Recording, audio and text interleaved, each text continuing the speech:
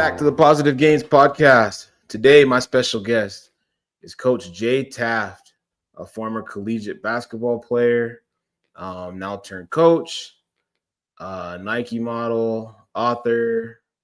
What else do we have? Vision Basketball Academy, right? You're training down there. So a Yep. lot of good things that are happening for you. But thank you so much for being on. Yeah, thank you so much for having me. I'm excited. So, early life, I always ask people just like, whatever you're willing to share, kind of how you grew up a little bit. We'll kind of touch into basketball as well. Yeah, absolutely. So, I was born in New York, but I grew up in Indiana. So obviously the basketball state, right? Which kind of makes makes sense for my career path. But I'm just a product of a very just athletic centered family. I was a coach's daughter.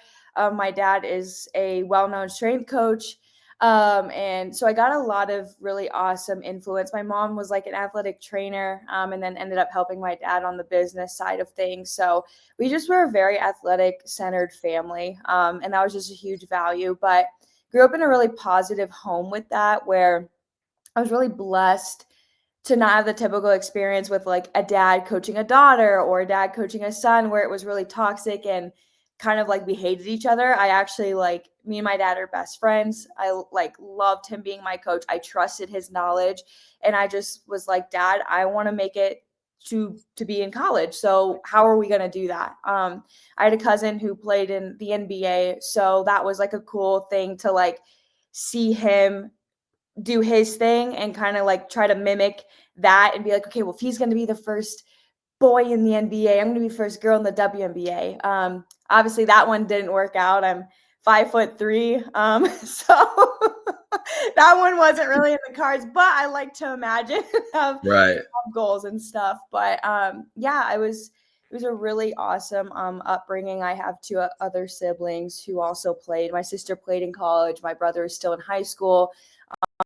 So it's cool now to be able to be like, older big sister who went through it all and then be able to kind of chat with him and help him out in that area of life. Yeah, I was just really encouraged to dream big. And my parents are business owners. So being able to see that really formed me too, being like, you know what, like, I understand we got to work some jobs that we don't want to work to get to where we're at. But I really had that goal of owning my own business and, to being an entrepreneur, and the Lord's been very kind to me in that, and that's what I'm doing now. So it's been a fun ride.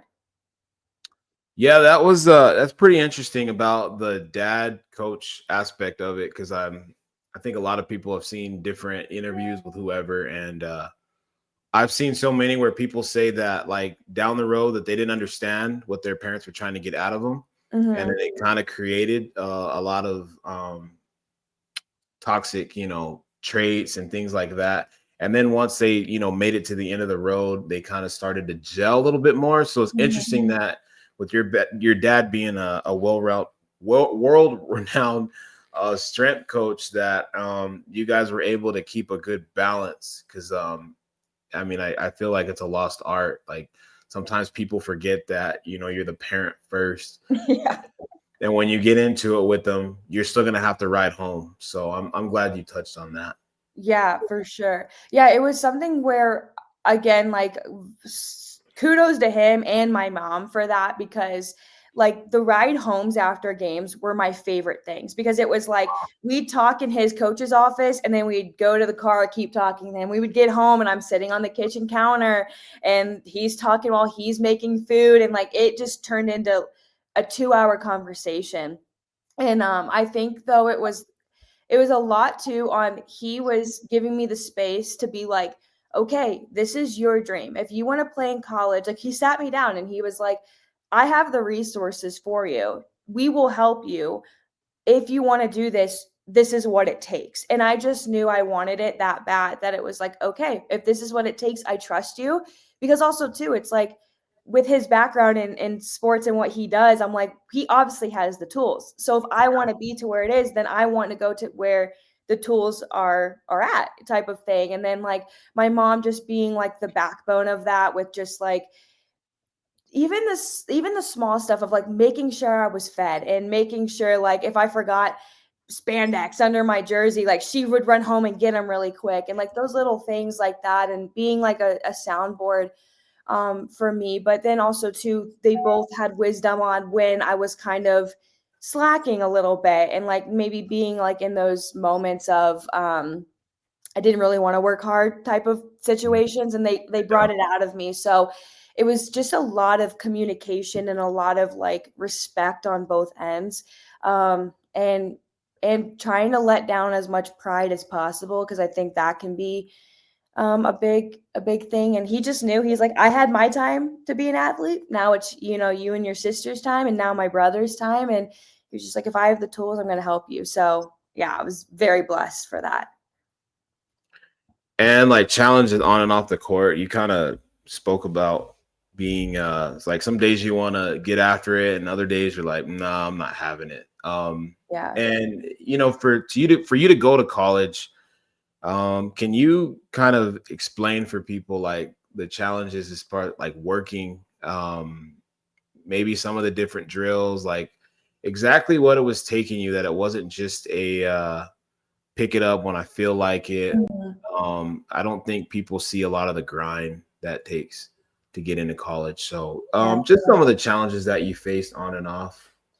Absolutely. Well, I kind of touched on it a tiny bit. I'm 5'3". So for me, it's like I was in the mindset of I cannot let my height be an excuse to me not being a valuable player on that court, right? So I really was like, what are things in my game that coaches might overlook someone who is maybe 6 foot, 6'2", and like, and strong, and like all of those kinds of things, long, lanky, whatever. And I was like, what separates me? And that for sure was ball handling and being crafty with how I score. So specifically, like talking to the athletes that might have a little height disadvantage there, it's like you have to show that you cannot or that like no pressure is going to make you lose the basketball. Right. So for me it was like I had this like mindset and this mantra where it was like, I don't care what court I step on. I'm going to be the best ball handler on that court. I don't care if you're a Division I athlete. I don't care if you're a professional player. I don't care if you're a fifth grader. I will be the best ball handler on that floor no matter what. And I always had like I know, like when you go to camps and clinics, like you want to win the shooting competitions, or you want to win whatever. For me, I wanted to be the one that like coaches saw and would pull me out to demonstrate a ball handling drill. And I'm not kidding. I think every camp I went to, I achieved that goal because I cared about it that much, and it showed. Um, I really tried to again be very crafty in how I scored, whether that was like stretching my range on the three. Like I could shoot a deep three because I had to. I could really learn how to finish outside my body and like make contact and try to score over longer players. And just kind of learn fakes and get really good at my footwork and my touch around the basket, really develop a mid-range game. Because again, if I shot fake and I get around that first defender, I'm probably not going to score over a 6'2" um, Right. guard or forward or anything like that. So I have to learn a lot of runners and floaters and rondos and step throughs and like all that good stuff. So I would definitely say that. And then I would say, like, you have to be in the mindset of you might be a starter on your high school team, but you have to understand that, like, when you go to college, now your whole team was starters, right? So it's like you have to be in the mindset of, like, okay, cool, maybe I'm the best player on my team here, but I might not be when I go to college, because you're getting or those coaches are recruiting, players from all over the country and even out of the country. So what are things that are going to separate your game um, and make you stand out with your college coaches? And I would just say, like, if there are, like, right now, if you are being recruited by a few schools, like, really see what their system is and what that coach really wants, and have open communication with that. Like, hey coach, where 80% of the time we score, where do you want us to score from? And own it and get good at that. Like I had one school that I went to that we shot so many 3-pointers. Like that was like, it was either a 3-pointer or a layup because of the style that we played was very, very fast paced. So it was like, okay, you better get good at the 3-pointer, and you better get good at the 3-pointer out of rhythm and out of flow, because we did like super weird, but we did like hockey style subbing where it was like 5 in, 5 out constantly. And there was like three Really? of us. It was, yeah, it was nuts. We scored like, we averaged like 112 points a game because it was literally like, just like shoot, we wanted to score within 7 seconds of the shot clock. Like it was insane. So it was like you have to score, and like you have to get up a lot of threes, or you got to learn how to quickly drive to the basket, make quick decisions. So it's like, okay, if that's what they want, I need to get good at that area versus another school that I played at where it was more, a little bit more system to it, a little more Right. that kind of stuff. So yeah, I would say like just constantly be reevaluating your goals and reevaluating where you want to be at, and have that at the forefront of your mind, whether that's you tape it up on a mirror, or it's like it's in your car somewhere, just like someplace that you look around a lot at, and really like have those goals at the front of your mind. That will help you through the days where you don't want to get up and work out, you don't want to get shots up, you're sore, you're tired, you're mentally fatigued, and that's what's going to help motivate you for the end game of that. Another thing that I thought was interesting, that kind of goes in hand with everything, is I saw a quote a while back, like, and it was especially on NIL, like in money and kids leaving, and this guy had talked about recruiting, and he goes, a lot of kids want to go to, you name it, Alabama, wherever, just Yeah, any yeah. big school, and he goes, but maybe have you ever asked yourself, am I going where I want to go, or am I going to go where I'm needed? He goes, 100%. there's no shame, he said, in not going to maybe the biggest school in the world. He goes, because maybe you're going to get to play right away at a smaller school, and it's better for you to learn. You're not going to be in maybe a crazy environment, because a lot of kids I've seen where they get out from like a small town, they're really talented, and then they go out to this big giant city, they've never been away from home before, and then they crash. So I thought that was interesting. He had said that try to go where you're wanted and needed, because it might be a better environment for you. Exactly. Yeah. And I challenge athletes to I'm in actually a lot of these conversations right now with a lot of the girls that we train who are looking to get recruited and everything, and they want to go D1. And I'm like, but you have to understand that, like, exactly what you said, that it might not be a good fit for you. And you also have to understand that there's Division 3s that win championships constantly, like dynasties at the Division 3 level, where those girls could go play D2, D1. They could, but like there was a better fit for them, maybe educationally or proximity wise, or the coach believed in them so much and they thrived there. Right. And also too, I've been to a school where I had probably 9 or 10 Division 1 transfers in 1 year come to our D2 school, and they all transferred because of crappy, toxic experiences that they had at the D1 level. I had a very toxic experience in college. You know what I mean? So it's like, it doesn't matter what level you're at, there's gonna be times where you face coaches that don't believe in you, and coaches that are toxic, and teammates that are toxic in environments. So it's like, please do not get fixated on D1, D2, D3, like all of those things. Like you say, go where you're needed, go where you fit, right? Because there's schools that like that I maybe on my dream bucket list I could have gone or I wanted to go to, but like the style they play does not fit me as a player. Right. So I really challenge you in that. Like, I want you to have, coming from me, who like I stopped playing through my college career because of a toxic environment. Like, please listen to me when I say, like, take as many visits as you can and really go where you are welcomed and can thrive in, besides the title. I would say that. And that leads me into college, and you kind of said a lot about it right now. So yeah, you went to two different institutions, right? And the first one was Olivet Nazarene. okay, and then that was what is it, like an NAIA, or is it Division 3? Yeah, NAIA too. Yeah. And then you transferred to Southeastern University. Northeastern. So, I mean, whatever you're willing to share, did you transfer due to like you were saying the toxic environment, or was it just a better fit? Because you were saying that you guys are basically running like the old Phoenix Suns offense. The Mike D'Antoni, just take it down there and shoot it as quick as you can. But you said more of a systematic at the second school. So was it a mixture of both things? I mean, Yeah, yeah. So the first school was I loved my teammates. I loved my coach. I loved the friends that I made there. Like I did like the school.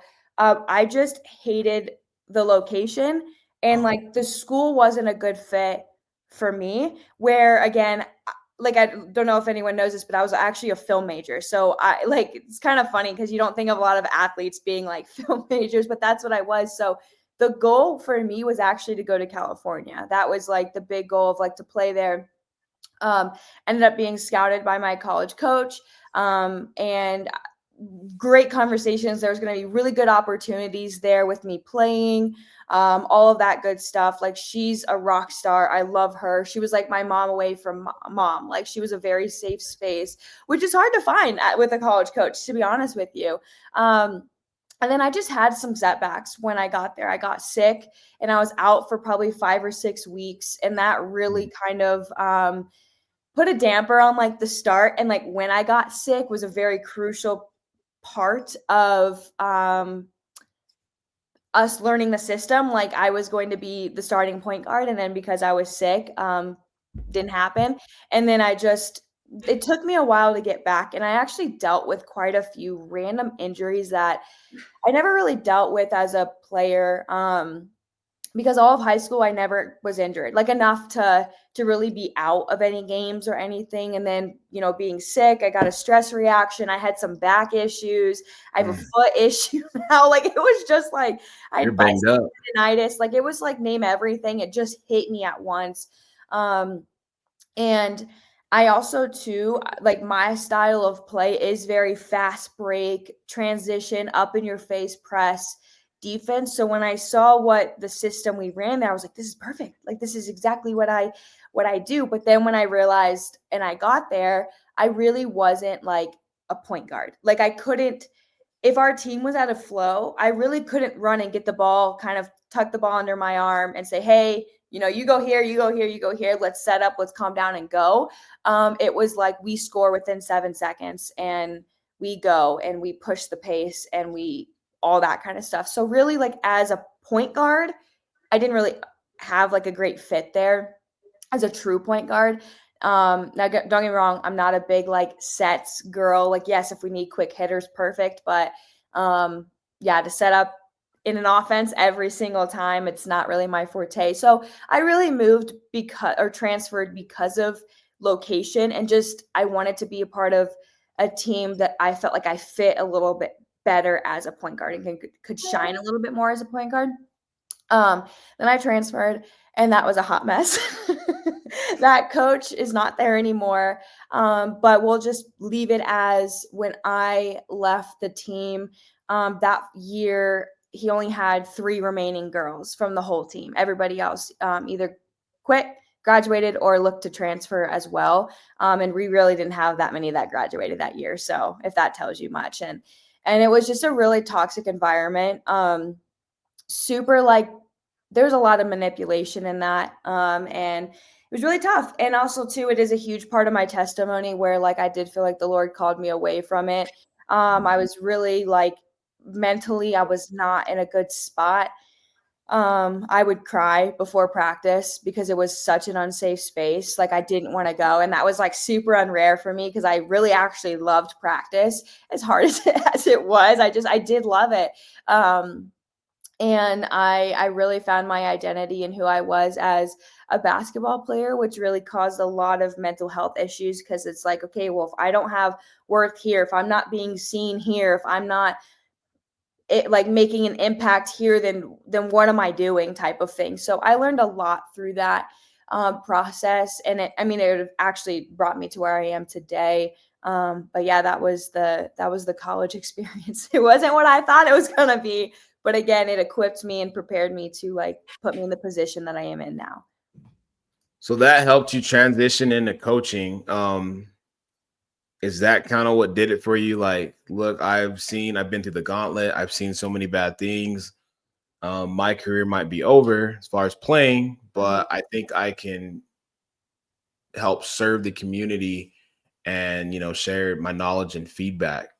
Is that right? Yeah, yeah, totally. I actually, when I stopped playing basketball, I actually thought it was over. Like I was like, it's done. This is my time now to really dive into like the film world and kind of put all the hard work that I've put into basketball, put that into film. I feel like, you know what, that time is over. Maybe I'll coach when I have kids.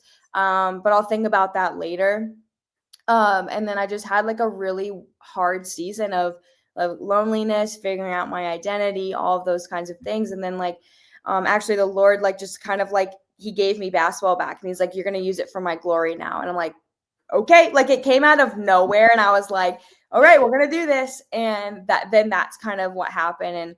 And the transition of me getting into coaching was me completely thinking I was done with it. I was not going to participate in basketball much anymore to it is my full-time career and I love it. And yeah, everything that you said, like me, all the experiences and the knowledge that I was able to gain, good and bad, now it really fuels me to serving these girls that I get to train on the daily basis and coach on the daily basis and really like mentor and be like even to some of these girls I am like more of an older sister figure to them, which has been really special, you know what I mean? Because I think about like the girls in my actually I really didn't have that. I really didn't have many like older girls or like women in my life that I really could go to and be like, what did you experience in this? Like I Mhm. was thankful that I had my dad, but sometimes you want to talk to another girl, you know? And so I really try to serve the basketball community in that capacity, but also too like it's my tool to spread the gospel. So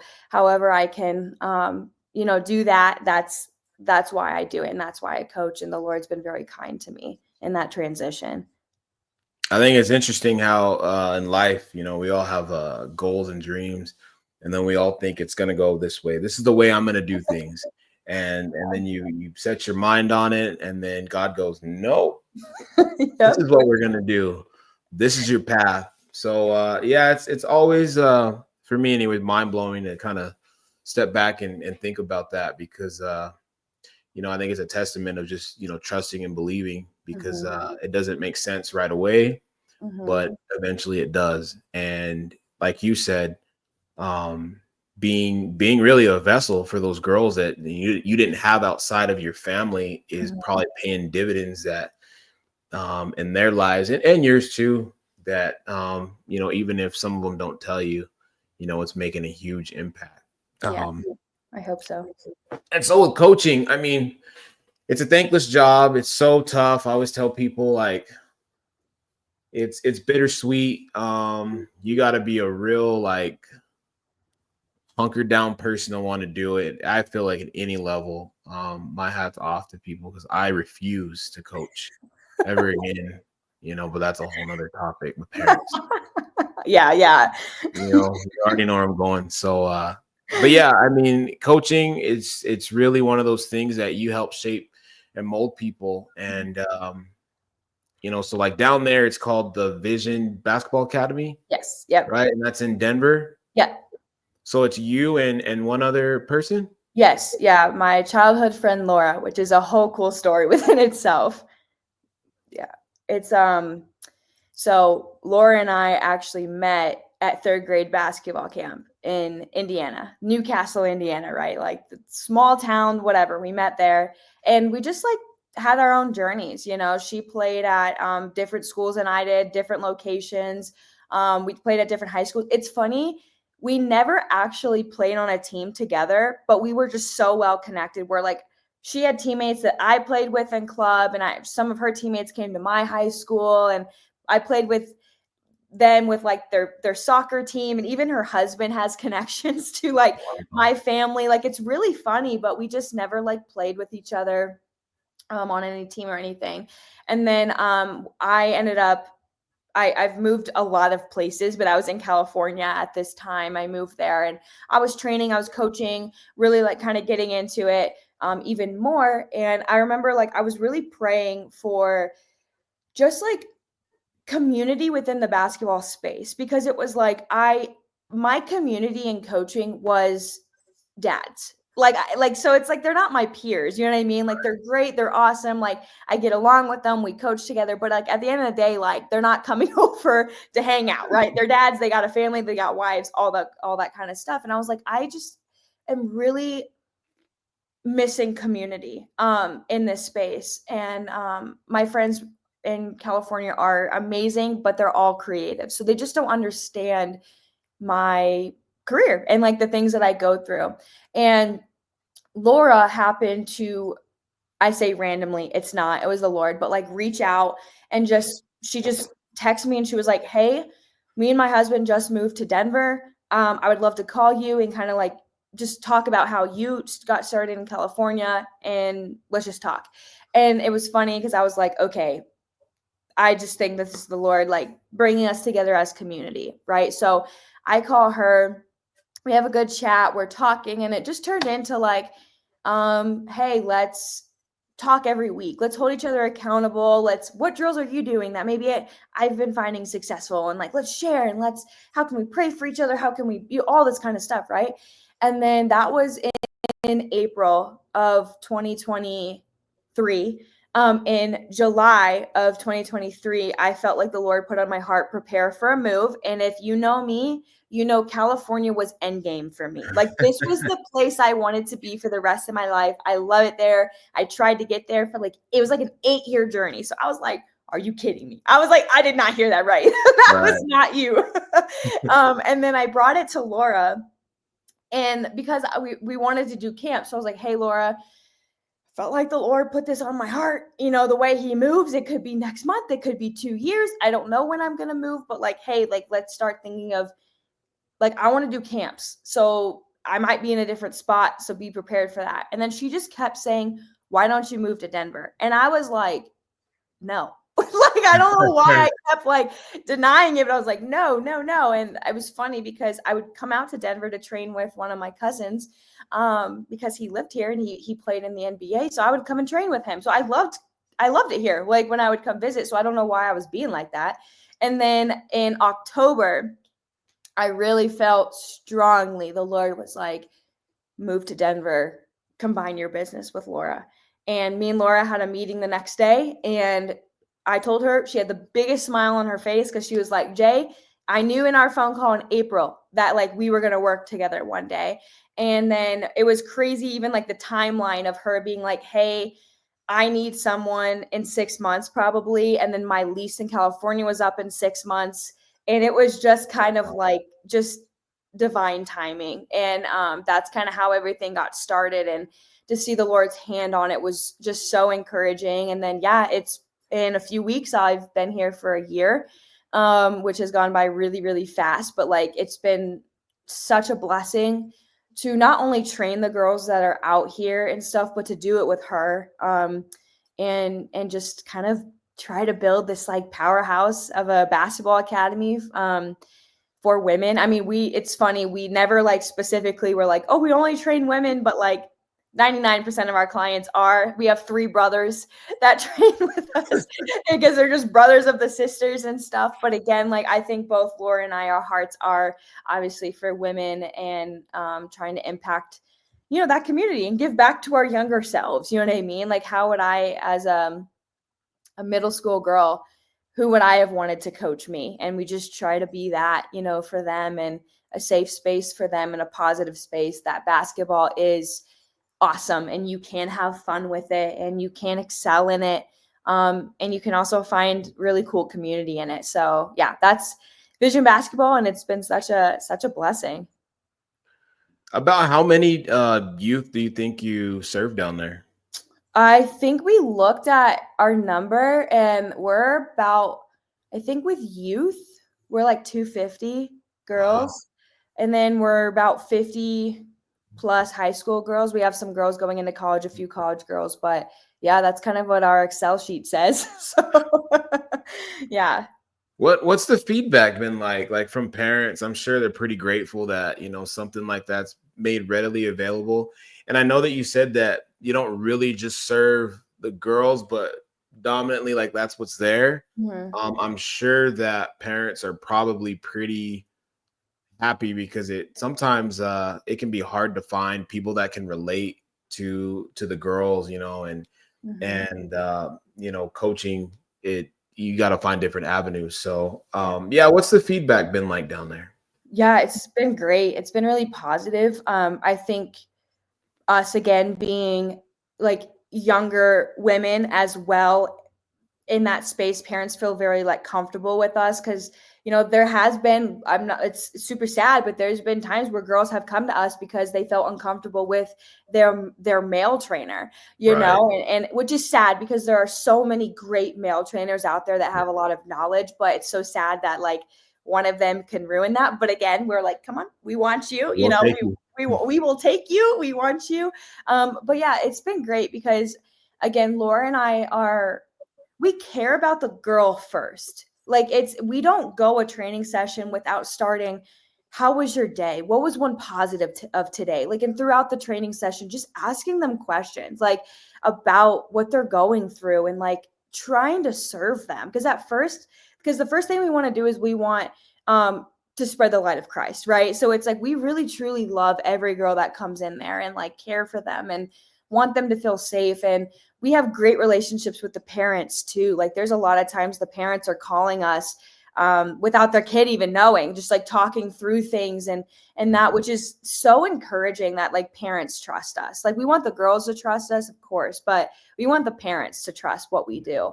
And I think they see that, and we have fun with them and we care about them. And again, like we want to serve them. So I think that, from our feedback, it's been very positive and everyone talks about how fun the atmosphere is, which is great. Like we want it to be fun. We want to work hard, but at the end of the day, like if you're not like at least laughing one time during the session, to me, I'm like, come on now. You know what I mean? Even if it's a quick laugh, like we don't have to get too distracted, but we want it to feel safe. And it's been really cool too. We've been finally that like basketball season's over. We've been able to kind of pick up playing a little bit. So after some training sessions, we'll have like the high school girls do open runs, and they are just having a blast. Like they're working hard, they're playing hard, but they're having so much fun. And I'm like, that's what we want, because I know a lot of them had tough seasons, whether that was record or how they played or dealing with coaches or teammates. So the fact that we can provide a space for them to have a safe space and also have fun is what we cherish the most. And getting into book or journal that you created, 40 prayers for athletes. Mhm. That I haven't read it yet, and I have to get it, but it resonated with me because I remember when I was in high school, my mom was always trying to buy me some kind of literature that had Mhm. like sports related, because that was the only way that she thought I was going to be able to engage and read something. And so she Mhm. would she would buy me so many biblical like reference books that Mhm. people would kind of make a sports story out of it or an autobiography. Like that was the only way I was going to be interested. So when I saw that you had written something, I thought it was real interesting and neat, because like nowadays in the world there's so much evil, there's so many just bad things happening every day. I always say, if you want to get depressed, right away or whatever, just turn on the news. Like there's nothing good anymore, you know what I mean, or scroll through your phone. Yeah. So Yeah. I mean, it's so awesome that you created something like that for athletes to read, because it's needed and it really will help people. So yeah, I just wanted to know the thought process behind it, Yeah. and kind of the like how you say it, the process creating it. I mean, I'm sure that was probably a whirlwind. Yeah. Yeah, for sure.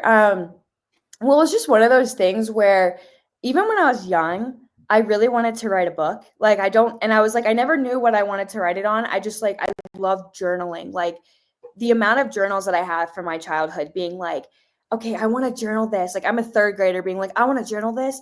And then it's going to go in this chest and like my great great grandkids are going to see it one day in the attic. You know what I mean? That like story thing of like, Yeah. what was my great great grandma doing at this? So the love for journaling and writing started really early. And really like this journal is a product of something I wish I had as well. Because I really like, I always like loved God. I always loved Jesus, but like I wasn't full blown in my faith when I was an athlete. You know, it started because of that and really like got me like going, but I was more like once I was out of college, I really was like full blown like nope, Jesus, everything Jesus. So it was really something that I wish I had, but kind of the thought process of that was one, obedience. I felt like the Lord was like, it's time for you to write. And I was like, okay, I'll write. And then it was just like the love of journaling. And I do a lot of Bible studies with athletes in the area and, you know, speaking to them and like praying over them and like praying with them before games and those kinds of things. And I was like, okay, like I love prayer journals. I have a bunch of them where like it's like certain topics and like there's a prompt and then there's like a space for me to write my prayer. So I was like, why do I not just do this for athletes? So that's really how the idea came about. And then I just really sat there and was like, what are 40 topics that like us as athletes go through that we could pray over? And like there are stuff in there that's like was even hard for me like to write, where it was like a prayer of forgiveness for the coach that hurt me, because that's very real in my life. Like yes, I have forgiven him and I've healed from that and I've moved on, but like at the time of me in that, no way was I praying for him. You know what I mean? So it's like, Right. I know that so many of us go through a lot of hurt, like whether that's like a teammate or a coach or whatever, like prayer for injury, prayer for identity, prayer for pregame anxiousness, like prayer for even safety, you know, for everybody on the ride to the game and back. So I was just like thinking about things like, what would I pray before a game? What do I hear other people praying about? How can I like put that? And really, like at the end of the day, the book is something that I want like as a tool for those athletes to just start communicating with Jesus. Like if this is the jump start for them to start communicating with him and start talking about other things outside of athletics, it is a win. You know, it's cool. Like I want you to pray over your sport. I want you to pray over your athletics. Like the things that you go through, those matter.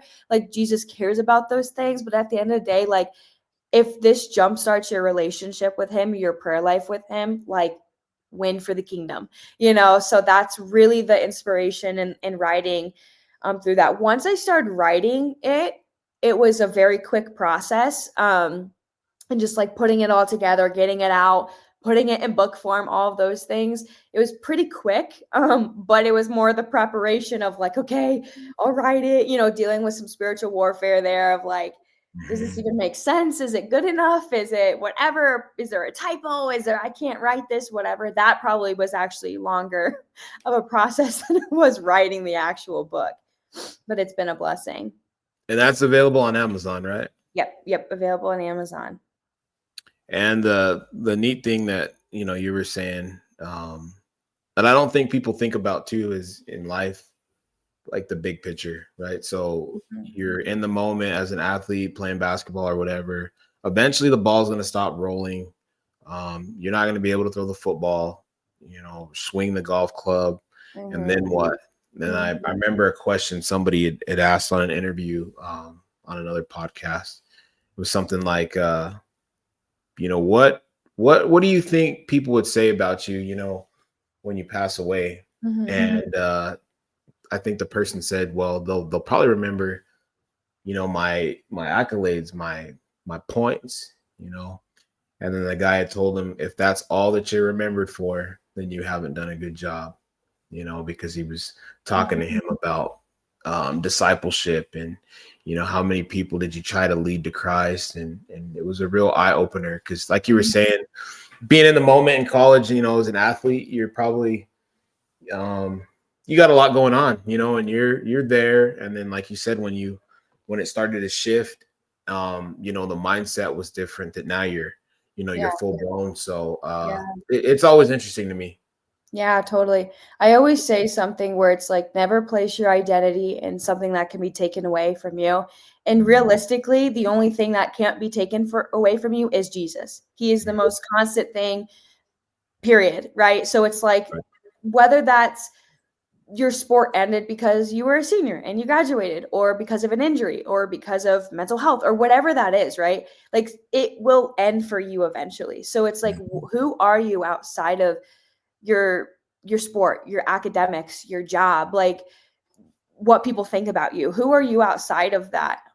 Is really what matters. And that's like literally my story where the Lord literally had to take away basketball because I was so uptight about my identity and who I was as a basketball player, not who I was as a daughter of the king.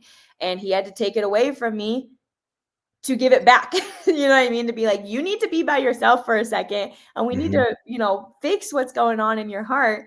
And then I'm going to give it back to you. And then it was really funny. And, not by accident that the first group of people that I trained were your middle school girl who wasn't the most outstanding player. Like they weren't always the top of their, team or whatever.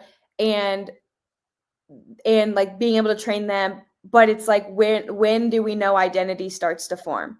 And that's like your middle school, beginning of high school years is when your Right. identity starts to form. So it was really funny how God was like, you have an identity issue, we're going to fix that, I'm going to give basketball back to you, and then these are the girls you're going to train first. And I was like, okay, cool. Like, Yeah. let's do it. And like there were times where training sessions where yeah, we did basketball. We worked. We got better, but there was a big portion of it that was I'm just going to feed into you and I'm just going to pour Life. into you and I'm just going to speak life over you and like we're going to cry. You know what I mean? And we're going to like hug it out and we're going to like figure this out and we're going to give you the resources. And to me that's what coaching is. Coaching is serving. And yes, I love basketball. I love teaching you all the different footworks and all this kind of thing, but at the end of the day, if you leave the gym not feeling seen or loved, like I did my job wrong. Like we could have had an outstanding workout and you sweat and you whatever, but like if you leave feeling like worse about when you came in, then it's like, dang, like I feel worse about that than anything. Um, the big one. It's funny. I like how things happen because you're talking about film school and like that was your goal, California. So I mean, did you want to be in movies? Did you want to produce? Like what was that exactly for you? Totally. Like I think I started with a camera super young. So I was on YouTube pretty young. So I loved everything, being in front of the camera, behind the camera, editing, coming up with the story. I never really wanted to be like an actor. I'm not very blessed with that talent, but I loved coming up with like the story or being in funny videos or like those kinds of things, producing the content, being a director, really. So that was always like the goal. But then again, I loved being in front of the camera when it came to like YouTube or speaking or those kinds of things. So that was kind of the route I wanted to go. Okay. So how did you get into the Nike basketball model shoot that you did? Totally. Yeah. So I just being in California, I made incredible connections there. And like, again, all of my friends pretty much are some sort of musician, videographer, photographer in that film space, whatever. So I YouTube, TikTok, all that kind of stuff, right? So I was actually just in the car with one of my friends. She's a pretty big photographer. And so she would get a lot of random castings and random, like, she would see stuff on her stories. And there was just this random girl who posted, like, Nike needed a model, but they needed someone who played basketball. And so she just showed me the story and she gave it to me. And I was like, you know what, whatever. I'm like a shooter, so I'm going to shoot my shot at this and see what happens. And it pretty much turned into like the woman messaging me back being like, can you show us any game film of yourself? And I just ended up sending her my TikTok and my Instagram link because I had just a bunch of, it was all basketball. So I was like, here, this is what I do for a living. And then I got booked for it, which was like the craziest thing. And that was like, again, like a God story within itself on how, like, if he wants to open the door, he will, because there was four of us, four models. I was the only model not signed to a modeling agency that was there. And so that was like the coolest thing ever, because I was like, what the heck? These are like professional models. You know what I mean? And I get to be in there, and I've done like modeling, you know what I mean? But I've not to that extent, Right. where I see, again, all my friends are doing like editorial photography. I'm like, that is not me, but like, it's super fun. So yeah, I got booked for it, and really cool. And then what the coolest part about it was, is that it was for Sabrina's shoe. Like, it wasn't just like, I did one outfit that was like a running shoe, but the main reason I was there was for Sabrina's launch of like the Sabrina ones. And I just thought that that was so fitting and so amazing that I got to do that. And then the cool part about it was that the shoot happened. It was like December 1st. And then it dropped like 2 weeks later. So people were starting to like head into finals and head into winter break, and club games weren't really happening much, to coming back from winter break and going to the first tournament and seeing half the girls have those shoes on. Yeah. And that was honestly such a crazy moment of like, somehow, some way, I got to be a part of something, even in a small aspect of being a part of that shoe, to now these girls are wearing the shoe. Now, again, I wasn't part of any of the planning process or any of that kind of stuff, but it was really cool to see that aspect of it. And even the girls, like, I actually didn't know that the photos were released until one of my players' moms sent me a screenshot, because apparently the girl like was scrolling through Nike and she saw my photo, and she was like, she screamed, she's like, "Mom, it's Coach Jay!" Like, whatever. And like, and I just love that, and not as a, oh, look at me kind of thing, as a, I hope this inspires you. Like, I hope this inspires like what dreaming with God is, and going on an adventure with God is, because he's going to put you in rooms that you're not qualified to Mhm. be in. And it was cool as a woman to hopefully inspire that in those young girls. So that was a really cool experience, just to do that, and to do it for a women's basketball shoe of all things. Yeah, those shoes are huge, and like you said, shoot or shoot. So I mean, shout out to you for that, because I mean, you could have easily been like, "No, I'm not going to do that. That's way out of my league." So that's another thing, just overcoming and trusting God, and just trying. Because what's Hmm. the worst that could happen? Yeah. Yeah, just try. That's huge. How about advice? I mean, you've kind of covered a lot that small town and basketball is what you did, but it wasn't who defined you or what Hmm. defined you.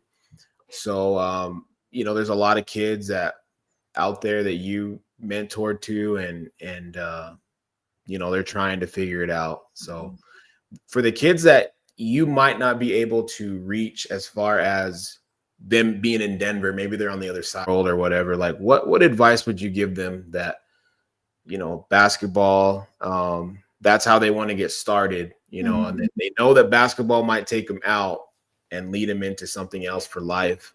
Um, what advice would you give those youngsters?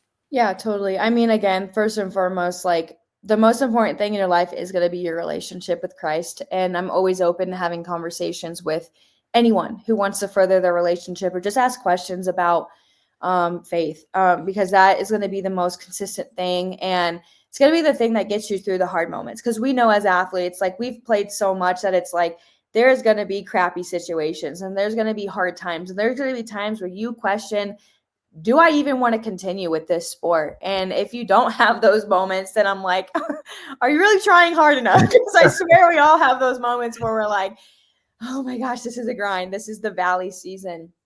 So yeah, I obviously first and foremost, your relationship with God, center of everything. And then yeah, if you want to like really excel in the sport, like, you got to put the work in. You got to sacrifice. Like, there's going to be a lot of times where, and this is not me saying, because I think sometimes we take ball is life too serious, and I took that too serious, and it ended me in a place where I was at rock bottom because I didn't care about anything else. So I think like there are times where hanging out with your friends or taking a rest day or playing another sport is crucial. I ran track and I loved it. Like it was a great break from basketball. I still was in the gym every day, but it was a great mental break just to compete in something else or be with new teammates or be with new people. So definitely have something outside of basketball that you like, that can kind of keep you balanced a little bit. I would definitely say that. But again, if you want to play in college, especially with the way things are going now with the transfer portal and JUCO and like all those kinds of things, and it's going to be harder for you to get there. And I hate that. I really do. I hate that I have to be negative about that, but it is. So it's like what can you do to get over those hurdles, and that's sacrifice. And that's even if that's 10 minutes of ball handling every day, if that's form shots, you know what I mean? Even on the days that you are really sore and you don't feel like it. Maybe it's, hey, my friends are hanging out today, but I have to go to the gym first. I'm going to go to the gym for an hour, hour and a half, and then I'll meet up with you afterwards. Like, just because you have a workout doesn't mean you can't hang with your friends, with that. So again, where are areas that you can sacrifice? And I do want to speak into, I already hear it, coach, my friends are mad at me though. They want to hang out with me. They feel like they never see me. They feel like whatever. Okay. At the end of the day, I know your friends love you, but like you making it to college or not doesn't affect them. They'll be happy for you. They'll encourage you. They'll probably be there for you on your signing day. But at the end of the day, when you both go off to college, when you both go off to whatever, like they're going to do them. So you need to do you, and I would really don't let outside influences tell you you can't do it or influence you not to go to a workout because you haven't hung out in a while or whatever. Like, what do you truly want out of your athletic career and run with it? If you just want to be a successful high school player, great. That's amazing. Like, please go for that. Like, again, I think a great way to glorify the Lord is how we work in our athletics. That doesn't mean you glorify God more if you make it to college or you make it to the, WNBA. Like, you glorify God through how you work in excellence and stewarding the abilities he's given you. So just own that. So it's like, again, what are your goals? Break it down to how do you achieve those goals and then go from there. It would be my biggest advice on the basketball court. That's great advice. Put everything in perspective, and kids just have to, trust and believe, and Yeah. God will make a way, and then they'll figure it out. Yeah. What's next for you though? What do you got going on?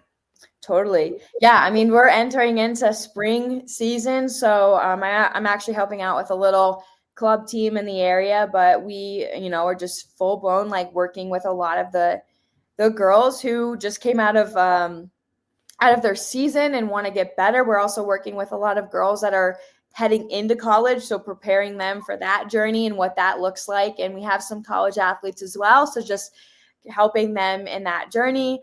Preparing for summer. We run a lot of camps and clinics during the summer, and just training always picks up because now we have the full day. We don't have just 3 p.m. and above because kids are in school. We have the full day. And then just continuing to write, like working on projects with that, and like just really trusting the Lord and what that looks like for us. So just lots of training, lots of preparing, lots of how can we continue to forward the kingdom and be lights for the kingdom. So yeah, really looking forward to what spring and summer has. So you got a lot on your plate then. I mean, you guys are swamped down there. We're swamped. It's so funny. I had my calendar, like my phone was just open one day and it was on my Google Calendar because I swear I open that app probably 20 times a day. And someone saw how like much was on it and they're like, holy crap. And I'm like, yeah, it's a lot, but it's a blessing. It's so awesome that I get to do this full time now, and not have to supplement other jobs. I have a part-time job or whatever. Like I get to do this full time, and it's a grind. Don't get me wrong. Like we're still working, we're still getting it off the ground, but it's really special and such a blessing. Well, what's the line when you do what you love? It feels like it's not work. Mm-hmm. Social media, where are you at? Where can people find you? They have questions. Yeah. So Instagram and TikTok are at Coach J Taft. And then I have a YouTube channel as well that has like a lot of videos and training videos and all that kind of stuff. I think Coach J Taft, if you just search that as well, you'll be able to find that on YouTube. So those are the three main places that you could find me. So a lot of free game on there, I imagine, with like drills and Mhm. videos and stuff. Yes. Please use it. It's there for you. Well, Jay, I appreciate you coming on. I mean, out of a busy schedule, again, love what you do. There's so many nuggets that you've left today with your Vision Basketball Academy, and then just from the start to the finish, like basketball really wasn't didn't need to be the end result. Like it didn't end for you in a matter. It just rotated into a different like light for you. So that's great. You know, a lot of people can listen and benefit from it because you're more than just an athlete. You know, is what I try to tell people. So yeah, thank you so much. And you know, if you ever want to come back on, or if there's anything that I can do to help, please let me know. Awesome. Thanks so much. Yeah, I'm here anytime. I love talking with you. So always down to do another one.